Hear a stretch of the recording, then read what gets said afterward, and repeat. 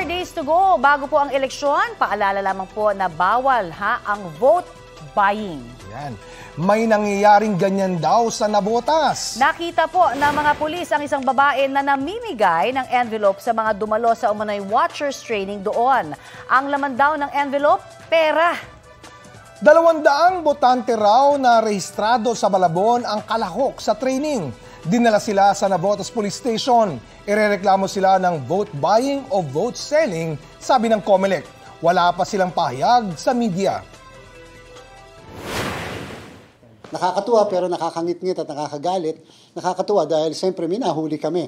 Nakakagalit dahil despite the fact na sinasabi na natin na wag niyong gagawin at pinapatunayan natin talaga yan na hindi natin palalampasin yung mga ganyan, may mga nagkukumit pa rin. At we will immediately suspend the proclamation of these candidates kung sakasakaling sila ay mananalo.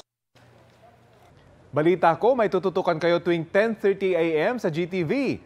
Alamin ang mahalagang balita at impormasyong dapat nyong malaman sa Balita Ko tuwing Lunes hanggang Biyernes.